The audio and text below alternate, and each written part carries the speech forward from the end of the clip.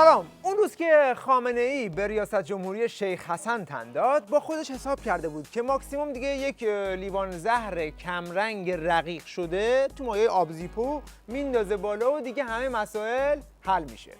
تیم مذاکره کننده دفعه اول که رفت ژنو اینو براش آورد. همین که سیدعلی 2 قلوب خورد، دلواپسا اعلام موجودیت کردن که آقا هوشیار باشین نظام پسکی نره.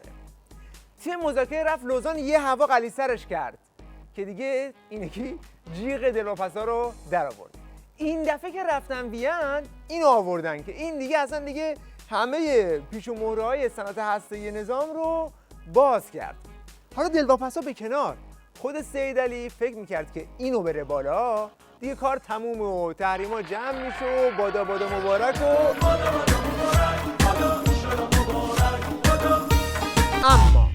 اما تجربه همین چند روز نشون داد که همین یکی تازه شروع داستانه. تازه حاجی خاطره و رفقاش جام زهرهای بعدی رو دارن پیشکش میکنن. جام زهر فرهنگی، همون داستان اینترنت و ماهواره و مکدونالد و این حرفا. جام زهر بین المللی، باز کردن سفارت شیطان بزرگ توی تهران و جام زهر منطقه‌ای. ما امشب تو آفساید با اینکی کار داریم. قراره که شیخ حسن با همه دشمنان سابق نظام تو منطقه مذاکره کنه. پیچیده ترین و مهمترین مسئله سیاسی جهان یعنی موضوع هسته‌ای را پای میز مذاکره حل و فصل کردیم. بنابراین ما قادریم سایر مسائل را هم در این منطقه و جهان پای میز مذاکره و منطق حل و فصل کنیم. حالا به یه نمونه از این حل و فصل کردن ها توجه کنید.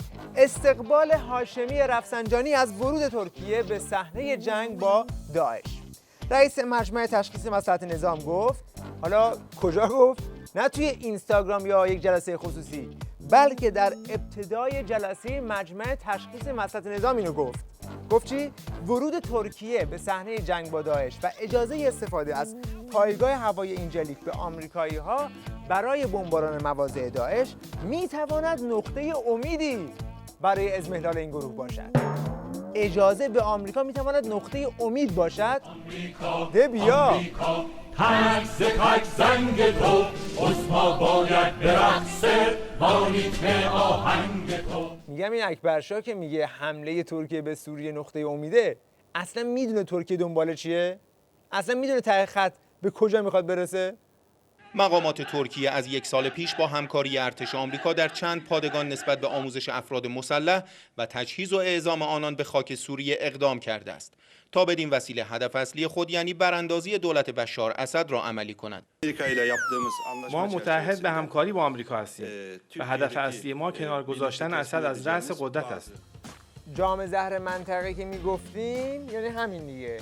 حالا ما نمیدونیم میره بالا نمیره بالا، میارزه نمیارزه. بالاخره برداشتن تحریم به چه قیمتی؟ چه مقدار هزینه جایزه برای رفع تحریم؟ ما تحریم رو به چه قیمتی حاضریم برداریم؟ سوتو بکش که رفتی تو آفساید. سوال اصلی اینه، برداشتن تحریم یا تعلیق تحریم؟ ترمینیت یا ساسپند؟ اون وقت اون تعلیق میکنه تحریم ها رو. معنای این لغو یا تقلیقه؟ بله؟ معنای این تعلیق است یا لغوه؟ اصلا تعلیق هیچ جا نیامده. در هیچ جای برجام تعلیق نیامده. هر کس تعلیق ترجمه کرده اشتباه ترجمه کرده. هیچ جای برجام تعلیق نیامده. هیچ جای برجام وجود نداره ها؟ بابا خود دلواپسان نظام که آیکیوشون اندازه کرفسه رفتن تو برجام سرچ زدن، دیدن نوشته تحریما ساسپند میشن، یعنی تعلیق میشن. دیگه ترجمه ساسپند رو که هر جوجه بسیجی میتونه بره از گوگل ترنسلیتر در بیاره دیگه.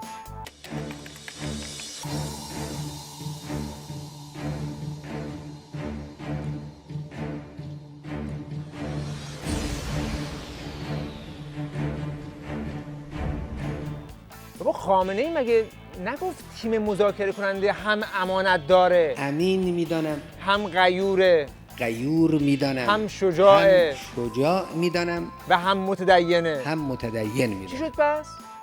اینو که تو مذاکرات خوردن و بردن که.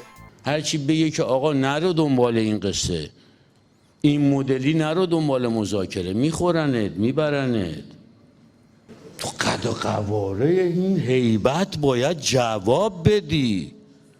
نیستی برای چی میری چت میکنی با وندی شرمن عزیز دلم؟ بعد اون میشه که توی فرهنگ تو تأثیر میذاره، بعد میای توی دانشگاه تهران میگی که بالاخره آمریکای دیگه یه دکمه بزنه هممون میریم هوا.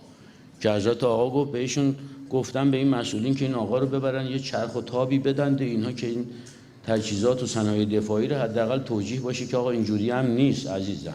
آقا طرفو بردن یه چرخ و تابی تو تجهیزات دفاعی نظام بدن، این فیلم از توش در اومد.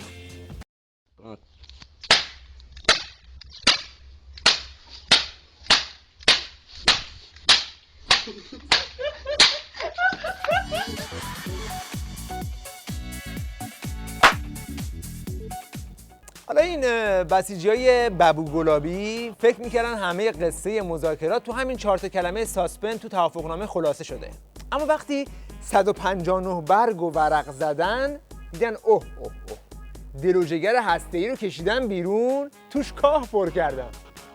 تو ژنو چی شده؟ گفتن به ما که نتنز مرکز غنی‌سازی باشه، اما حق ندارید یه دونه از اون مرکز دیگه رو ایجاد کنید. تو لوزان چی شده؟ تو لوزان اومده که اینجا نتنز باید بشه تنها مرکز غنی‌سازی تا 15 سال. 15 سال به قول آقا، حالا در ضمن میگیم 15 سال بعد. خیلیه. فوردو چی شده؟ فوردو در دولت سابقه یک مرکز غنی‌سازی بود برای خروجی. تو ژنو چی شده؟ گفتن مرکز غنی‌سازی باشه 3 آذر 92، اما خروجی نباید داشته باشه، همه باید بکسید بشه. تو لوزان چی شده؟ گفتن دیگه اصلا نباید مرکز غنی‌سازی باشد. آقا فرمود هیچ مرکزی نباید تعطیل بشود. خب چی میشه؟ تبدیلش مرکز هسته‌ای، مرکز فیزیک، آقا برید درستون رو بخونید اونجا. تازه همه اینایی که گفت مال توافقنامه بود.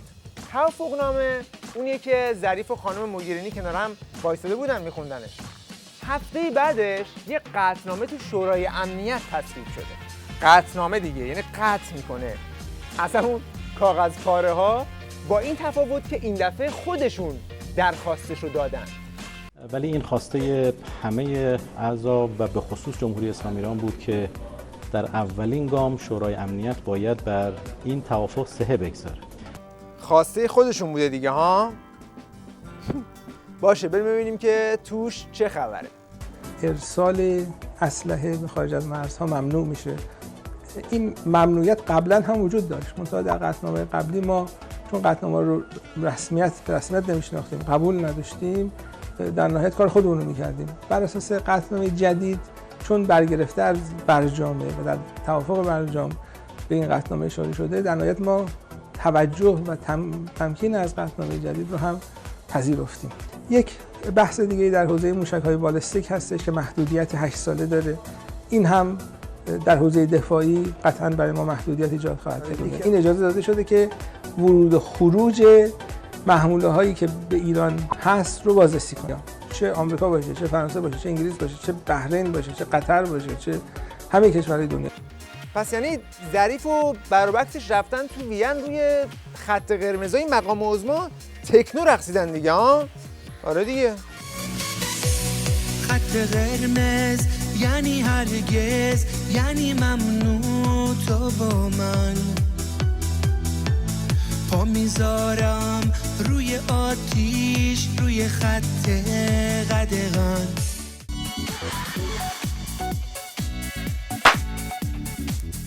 خب وقتی موشک رو از خامنه‌ای بگیری یعنی انگار که دست گذاشتی روی دماغش، راه نفسش رو بستی دیگه.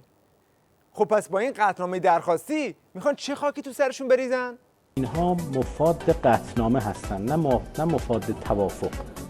و اگر احیانا نقض بشه از سوی ایران، این نقض قطعنامه هست، نه نقض توافق. چه اتفاقی میفته؟ اتفاقی که میفته مثل 10 سال گذشته که ما قطعنامه ها رو نقض کردیم و اتفاقی هم نیفتاد. میتونست بیفته، میتونستم برخورد بکنم، ولی بابا دنیا که مجلس خبرگان نیست که خر تو خر باشه که. آخه خنگلی اگه تو نقض کنی خب اونا هم نقض میکنن دیگه. باز دوباره تنابه‌دار تحریم و خفگی و این حرفا. آخه 12 سال رفتی توی مذاکرات تا آخرش روی این قطعنامه توافق کنی، بعد میخوای اجرا نکنی؟ مگه خونی خاله است؟ مگه پسر خالته؟ شاهد بزک کردن دشمنی‌های آمریکا در برخی رسانه‌های کشور بودیم. تیترایی میزنن که انه ملت ایران با آمریکا پسرخاله شده، اون هم برای متنی که هنوز سرنوشتش معلوم نیست، متنی که رئیس دولت آمریکا از اون برداشتی داره و رئیس جمهور محترم ما از اون برداشت دیگری داره. آقا اصلا گیریم که اوباما یه برداشت داره، شیخ فری هم یه برداشت دیگه داره، اما اینایی که هسته‌ای رو جمع کردن و رفتن با آمریکا تو کار پسرخاله بازی و این حرفا، ادعاشون اینه که ما خطر جنگ رو از سر نظام دور کردیم. اینو چی میگی؟ اینا که میگن لاقطاله خودشون بیشترین جنگ رو تولید میکنن. یادتون باشه آدم وقتش شد باید جهاد کنه. ما کلا دوست نداریم جهاد بکنیم، یعنی دوست داریم سر همه ببرن دیگه. داعشیان که این بغل همسایه الان اومدن دیگه اینجوری بزنن. سوال: چرا امیرالمومنین علی علیه السلام صریحاً لعن میکردن ابو موسی اشعری رو؟ ابو موسی اشعری خیلی تو اون مذاکره خیانت کرد. خدای نکرده نعوذ بالله ما نمیخوایم مذاکره کنندگان خودمون رو تشبیه کنیم، ولی آدم باید هوشیار باشه. همه این حرفا رو گفت که آخرش بگه حواستون باشه. حالا چرا؟ چون وقتی این دجالگری ها رو بذاریم کنار، خطر اصلی رو میاد. خطر اصلی نه تو این بانده نه تو اون باند. خطر اصلی زیر پای همشونه. خطر همون فتنه بعدیه که تو راهه. فتنه بعدی کی است؟ از خارج اتفاق میفته، در داخل اتفاق میفته، توامان با هم اتفاق میفته، مثل فتنه 88 میان پای کار، فیسبوک، توییتر، رسانه ها. بر اساس شم اطلاعات و عملیاتی احساس خوبی ندارم و همه اخبار جسته و گریخته ای که میاد، نمیخوام استرس استراب بنز کافی الحمدلله داریم ولی بیشتر کنم اینها رو. این استرس تو نظام اپیدمیه، دلواپس و دلارام هم نمیشناسه. خلاصه اینکه واسه آخوندا هوای غم‌انگیز. وقتتون بخیر، خدا نگهدار. غم‌انگیزه هوا بدجوری پاییزه، درخت عشقمون ای وای داره برگاشو میریزه، نهالوده فضا بدجوری محدوده، منو راهی به راه تو، ولی این جاده مستون